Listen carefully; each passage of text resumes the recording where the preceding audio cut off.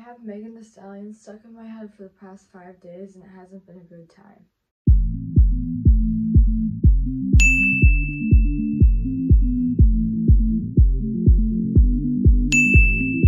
Anyway, hey guys, what's up? It's Megan and welcome back to my channel. This is my favorite thing to do ever. It's to make YouTube videos for you guys and talk to you guys about my life experiences. That's the good part. The second best part is that today's video is going to be talking about how this is kind of like, actually I don't know what word I'm going to use. I want to say how I bent water, and this is a true story. It's very like, I've never told anyone really too much. I've told like spiritual people, but to go on YouTube and like tell a bunch of people about this story is a little bit like triggering, because I don't know how many people are going to be like, well, you're just making it completely up, or some people are going to be like, well, nothing actually happened and like you didn't do anything. So anyway, I wanted to do the video really because people don't understand that hydrokinesis and telekinesis and our abilities to move matter and move atomic matter in this realm with our minds are 100% real and 100% something that we can all do. I had abilities within myself that I didn't really know. Telekinetic abilities refer to the ability of a human to be able to move or manipulate the elements of matter, which are air, water, fire, and earth, such as levitation, or moving extremely quickly, or teleportation, or using their minds to see into other places like remote viewing and things like that. These types of abilities are not typically seen as real by the collective of humans, but by different factions like the CIA. They have looked into the possibility of these abilities being real, such as through different secret projects like Project Stargate and different like Project Looking Glass and other things, where they look at the ability for a human to have these abilities to actually move matter and move the elements. We have this thing called junk DNA, and totally written off by the scientific community as being junk. But actually, junk DNA isn't junk, and it takes activating this DNA to be able to tap into certain latent abilities. Maybe not everybody has these abilities, but the junk DNA is a red flag that our DNA is not completely activated as humans right now. I'm sorry if this takes forever for me to explain it, but basically when I was little, I was riding my bike. I was like 7 years old, and I was learning how to ride a bike with my mom. We were riding through my neighborhood. My neighborhood has a lot of really tall hills in it because I live in like a hilly neighborhood. I live on a hill. Okay, sorry. Story times are really hard for me because I just say like all the time, and I'm really working on it for you guys. But I know I say it like all the time and it's annoying. Alright, I'm gonna try better. So when I was little, I was like 7 years old, and I was riding a bike with my mom. My mom was teaching me how to ride a bike like you do with your friend, with your kids. And we were riding the bike in my neighborhood, and I have a lot of hills. I was on the bike and she was just walking. She wasn't riding the bike. And we got to a point where we were at the tip of like a very steep hill, and I started to go down the hill, and she was like, okay, that's fine, you can go down the hill, but remember to brake your feet so that you don't go too fast and fall off and everything. So I was just riding down the hill, and I thought, okay, it's fine, like I'm riding down the hill. Suddenly, like, the hill just got so much steeper than I had anticipated, and I didn't know how to brake, because when you ride a bike, the wheels of the bike like start spinning really, really fast even when you're on the bike. So when I was waiting to like brake, I looked down, and like I thought that the things were gonna spin really fast and I wouldn't have been able to get my footing, so I didn't know how to brake the bike, even though I could have just used the handlebars to brake. I didn't really know that I could do that. So as I was driving down the hill, is going super, super fast, there was at the bottom-ish part of the hill this construction area where there was like an excavation site. I don't know what they were doing, but yeah, it was like construction on half of the street. And the street opened up, and there was like a orange and yellow bar thing that means like hazard, like don't go there. and I was just flying down the hill, and my mom was behind me, and she was screaming like, Megan, Megan, Megan, stop, stop, stop, like break the bike, you know, or you're gonna hit the thing, like you're gonna get really hurt, like break the bike. She was like trying to run after me to get me, but I didn't know how to brake, and my mind just froze up, and suddenly I felt myself being like literally lifted off the bike. Like the bike was just going off on its own, and my legs and like literally my body, like my lower half of my body, I could feel that I was lifting up off the bike.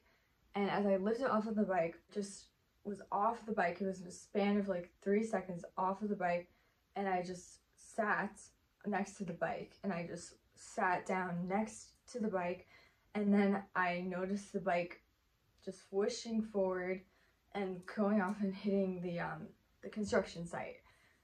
And I didn't know how I got off the bike, but my mom, who was watching the entire time right behind me, was like, an angel lifted you off the bike. That's what she said. And I even told this story when I was like in kindergarten, or I was in 2nd grade. I told this story and I was like, an angel lifted me off the bike, and I even have the drawing still. Like I told the story, and ever since then we thought, you know, an angel lifted me off the bike. Going into more of what I know now about telekinesis, I now think it's a high possibility that I wasn't lifted off the bike by anything other than myself, and that I actually levitated and flew off the bike to avoid, you know, breaking my leg and getting like probably killed with all the rocks and stuff that I was flying towards. You know, I was probably going like at least, you know, I don't know, 30 miles an hour on a bike, like downhill. So yeah, as a little kid I would have gotten really hurt, and I just was off the bike. And you know, I didn't feel anything else lifting me off the bike this time. It just felt like I lifted myself straight up, plop, and plopped right over on the other side on the road. Indications and memories I have where it's like I do feel there was a supernatural force at hand, and that I could, if it was instinct, I would have just fell over on the bike and I would have just rolled, and it would not have been as graceful and perfect as it was.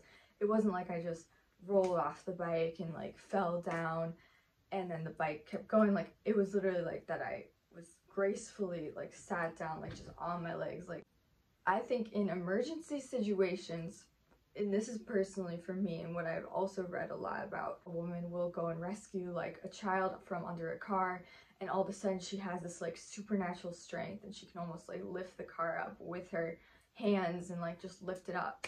And that type of stuff only seems to happen when it's under an emergency situation, which is why right now I couldn't just start levitating in front of the camera, even if I would love to. I think that these types of abilities, for some reason, are latent in people's DNA, but they can only use them, or maybe just me, can only use them when it's an emergency situation, when someone's life is potentially at stake. This is about a time in which I did hydrokinesis, and I manipulated the way that water was moving. And this is a good story because it's very concrete, and I have more visual and recollection of what happened in this story, whereas the first story I was very young and don't have as much memory recollection, but this story is like a very confirming story of one of the... This is my other story about hydrokinesis, which means to manipulate water. This happened when I was in a restaurant getting dinner with my friend, and it was kind of at like a fancy restaurant. It was on lake, which I live quite close to, catching up as friends and stuff like that. So what happened was, when I went, everything's good, like I'm just going to the restaurant, and we sat down and we ordered. We wanted to get tea as like an appetizer before we got dinner. So we both decided, okay, like we're gonna get hot tea as an appetizer, and you know, they were just gonna bring over the tea and everything's all good, right? So, you know, we're just sitting talking in a booth. My friend's sitting across from me and I'm sitting right here, and we're just sitting talking. Waitress came over, and I was sitting on the side of the booth where like there was a thing behind me that was kind of like a tall, like, I don't know, like wall type of thing. And my friend was sitting on the other side of the booth, just, you know, with another wall behind them. But they could see when the waitress was coming, because the waitress, she came around from this side of the bend and just came around, you know, walking, and then the table was right here, and this is the edge of the table, okay? So I'm sitting right here, just didn't know that the waitress was coming over, didn't know that we were about to get the tea or anything like that, had no idea. I'm just sitting, you know, chilling, and as the waitress is walking over, I kind of noticed on my periphery that the waitress is walking over, but I'm not like paying attention.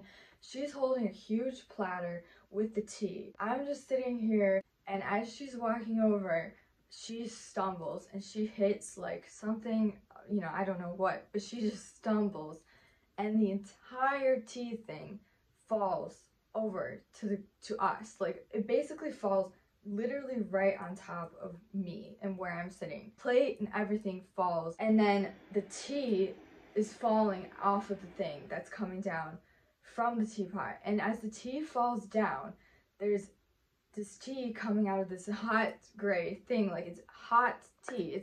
I have to emphasize that we didn't get cool tea, we got hot tea. The tea that's coming out of the gray tea kettle is literally boiling hot, and I'm sitting right here, and it's what happens next is the supernatural part. My mind or something, I don't know if it was the reality that I was sitting in or if it was my mind projecting this, but I slowed down that time that was right in front of me, and it became slow motion to the point where I saw the tea kettle hitting the side. I saw all of the water of all of the tea about to pour onto I wasn't wearing anything, by the way. I mean, I was wearing a dress, but my leg was naked. I had a naked thigh on, right? So everything, skin was exposed. It was summer, and I started to see that it was slowing down. Literally, everything just started to slow down, and I could think in my mind, finally, I think of like a clear thought. I was like, don't let this tea be hot when it hits me, because it was gonna give me a 3rd-degree burn. And I was actually thinking in my mind, I'm like, let this tea be hot, don't let it hit my thigh and be boiling hot. Can't have this happen. As this was happening, I could see the water falling down from the tea kettle, falling down onto my leg, but it was like so slow motion that I had almost hit my leg. And as it was almost hitting my leg, I was thinking like to myself, like, no, like, this is gonna be cold water when it hits me. It's gonna be completely cold. It's not gonna be boiling hot tea. It's gonna be cold water. I can't have this any other way. And this thoughts happened in like 2 seconds though. This wasn't like a long time thing. And then suddenly it sped up, like time went back to normal, and I felt cold water hitting my leg. And my friend on the other side, like, had jumped up and kind of like, he was like on the side of the table like this, like trying to help me, like about to like help the water not hit me and everything.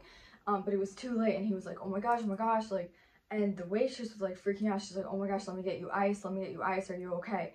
And I was like, I'm fine, like, the water is cold. And they both looked at me like, what are you talking about? Like, they both looked at me like, what? And they saw that the water hit my leg, and my leg was all wet, and my dress was all wet. And they're like, are you okay? Like, they were like expecting me to start screaming, because this was hot, boiling water, and it had hit my leg, and they were expecting me to start screaming. And I just said like, no, and I'm just sitting, like, I'm literally just sitting, laughing, like, no, it's fine, like, my leg, everything's fine, like, it's cold water. And the waitress just looked the biggest look of relief that I've ever seen on a waitress, because I think she knew that she was about to like get sued or something, or at least lose her job, because she just spilled like literally hot boiling ass water on my lap. But I'm just saying, like, I'm good, I'm fine. And she just ran away anyway to get like towels and stuff. But my friend was just like sitting there like, what is going on? Like, he just didn't understand how the water was not hot. And so anyway, we all got up and, you know, wiped off the table and everything like that. And then after that, he made a remark. He's like, well, good thing, you know, that you're fine, because your modeling career would have been ruined if you had gotten a 3rd-degree burn on your whole leg like that. And I'm like, yeah, good thing I'm fine. You know, it was just ridiculous, because I didn't even really process how that happened at the time. I was just kind of like, wow, like, I don't know if I did something or what, you know, or the universe saved me, you know, what it was, or God, you know, but I could feel myself slowing down the time and slowing down that water. And I believe that I changed the temperature, which is hydrokinesis. So I changed the temperature from very, very hot to very, very cold. I could have also averted the water from hitting my leg, but apparently at the time it was more easier for me to change the temperature of the water so that when it hit me, it would just be pretty much cold water. Um, so that was that, and yeah, my friend didn't really ask about it after that or anything like that, because you know, weird things happen, and sometimes like we just don't know why these weird things happen. But yeah, you know, it could have been such a huge hot burn, because I've even seen people who have gotten like hot coffee spilled on them at restaurants, and they've sued the restaurant. Skin burns off, and it, like, dude, that would have sucked, right? So I consider myself very, very lucky. What can humans actually do? And I do believe that there has been a purposeful genetic engineering of the human race to take us away from these latent abilities that we actually have. That has been a purposeful manipulation, maybe to keep people in control, maybe to keep people away from their true spiritual nature. I don't really have a concrete and solid answer that you know, these are just my theories and stuff, but I don't have a concrete, solid answer that I can say is 100% correct. I do believe that we do have this junk DNA, and it is scientific that we have this junk DNA, and there are certain chemicals in the food that can interfere with our DNA and can interfere with the way that our DNA expresses itself, which is why I always recommend people to eat organic and to not eat processed food or anything like that, and to also drink water that doesn't have fluoride and doesn't have toxins and chlorine and chemicals and other people's medication in it. I always recommend to stay away from like fluoridated medication and stuff like that when you are trying to go onto a spiritual journey. Also, minerals can help to activate our DNA and activate different parts of it. And epigenetics, of course, the way that we feel and see and perceive our lives, can change our DNA and change the way that our DNA expresses itself. So we are very much electrical beings, and our DNA very much changes and expresses how we see things. I also had experiences with lucid dreaming, in which in the lucid dream I was able to change the temperature of water, and I was able to change the temperature of like pizza. I remember like one dream where there was a cold pizza and someone was telling me you can make it hotter with your mind, and we kind of just sat there and closed our eyes and like meditated, and I imagined heat going around the pizza, and I put my hands right here and there's energy coming out of my hands to move and change the pizza. But that was a dream, that wasn't real life. If you're gonna want to get these abilities, I don't recommend subliminals to get the ability, because it's not complex enough of a process for you to activate your actual DNA. There's more complex processes that go into DNA activation and that go into you know, turning on those than just listening to a subliminal. But and I'll do more of these because there's a few more that I want to put out there in the future. And other than that, I really hope you guys enjoyed it and enjoyed this channel. And if you want to see more of me, then please subscribe to support the channel, and I would really appreciate that so much. And I will talk to you guys later on another day. All right, love you, and bye.